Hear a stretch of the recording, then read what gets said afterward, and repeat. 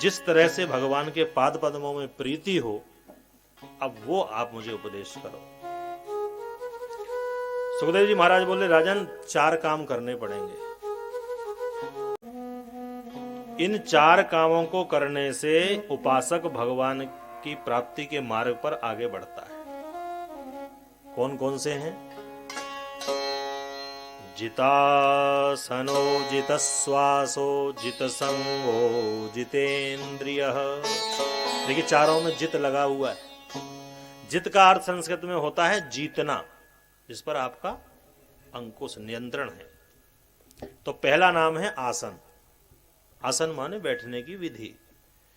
पता चला 5 मिनट बैठे बाईं तरफ और 5 मिनट बैठे दाईं तरफ और 10 मिनट बाद पैर पसार लिए, भैया अब नहीं बैठा जा रहा है, अब तो थोड़ा सा पैर सीधे कर ही ले, अथवा कहीं टेक मिल जाए कमर तो लगाने की थोड़ी सी। तो सबसे पहले आसन को जीतो। धीरे धीरे शनै शनै अभ्यास करो कि एक आसन पर अधिक से अधिक बैठने का अभ्यास हो जाए, क्योंकि शरीर से संबंध है सीधा मन का। तो शरीर में पीड़ा है, कठिनाई है, तो मन लगने वाला नहीं है। घुटने में दर्द है और आप पद्मासन लगा के बैठ गए तो ध्यान घुटने में बना रहेगा, भगवान का नहीं होने वाला। इसीलिए आसन की सिद्धि बहुत आवश्यक है। दूसरे नंबर पे है श्वास। प्राणायाम आदि के द्वारा श्वास पर नियंत्रण होना चाहिए, श्वास हमारी ठीक चले। इसी भागवत जी में लिखा है, जिसकी श्वसन क्रिया यदि ठीक है तो 90% रोग ठीक हो जाते हैं, 10% थोड़ा मान लीजिए। इसलिए हमारे शास्त्रों में प्राणायाम की बड़ी महिमा बताई है।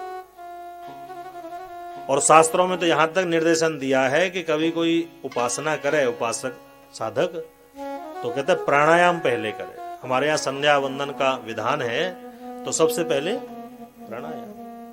भागवत जी में सुखदेव जी कहते हैं, प्राणायाम परम बलम।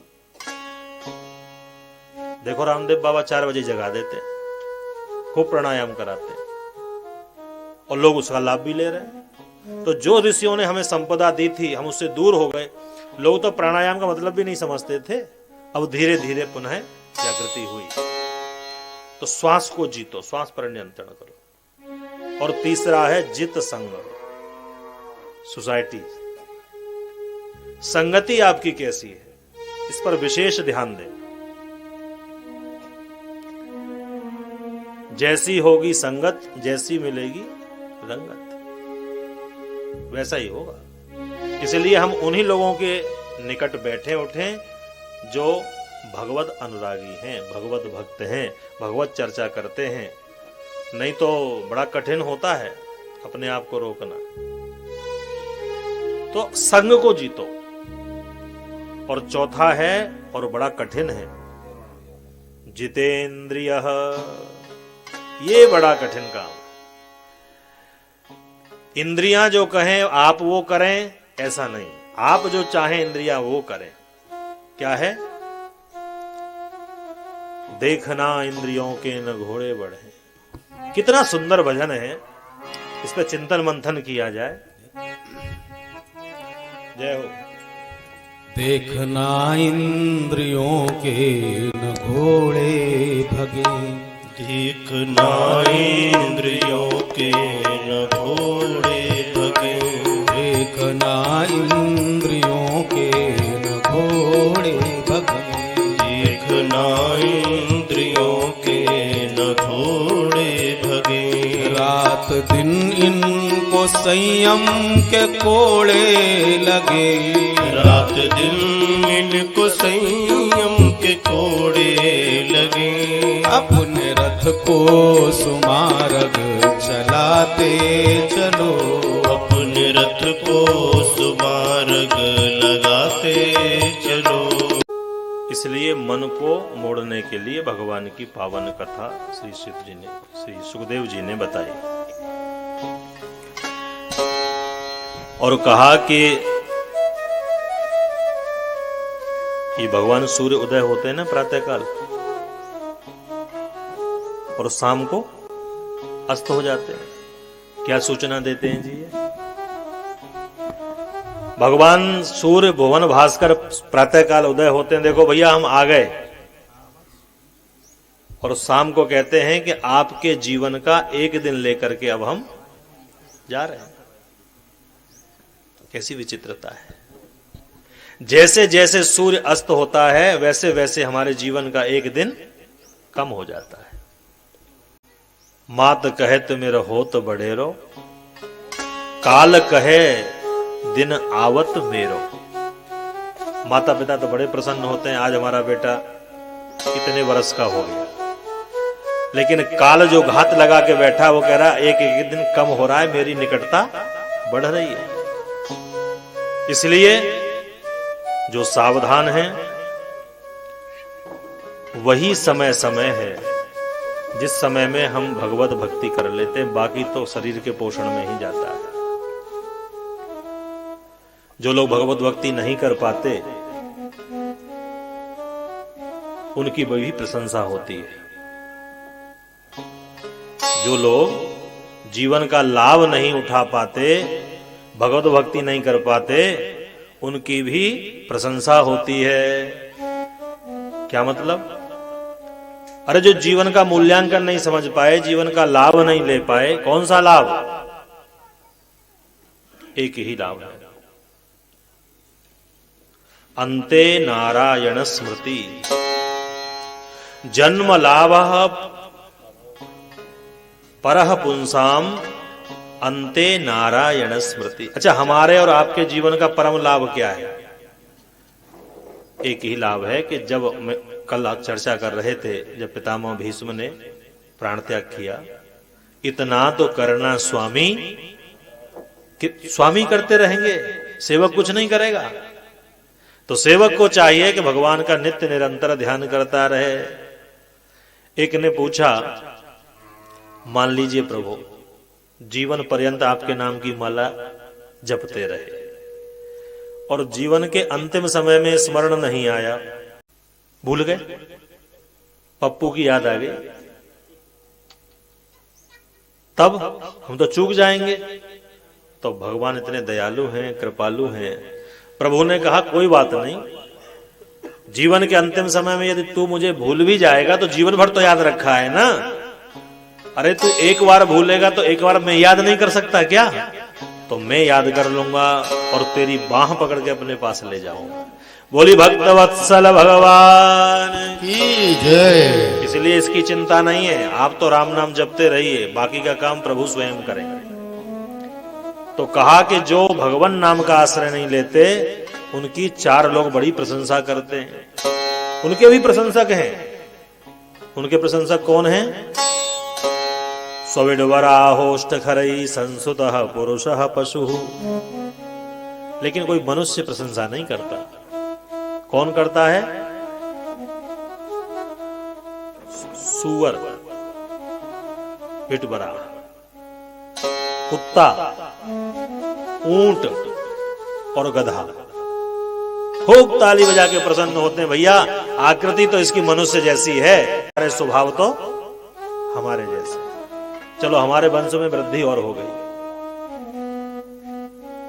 कुत्ता गया गंगा जी नहाने के लिए, पूर्णिमा का पर्व था, सोचा हम भी गंगा जी नहाने।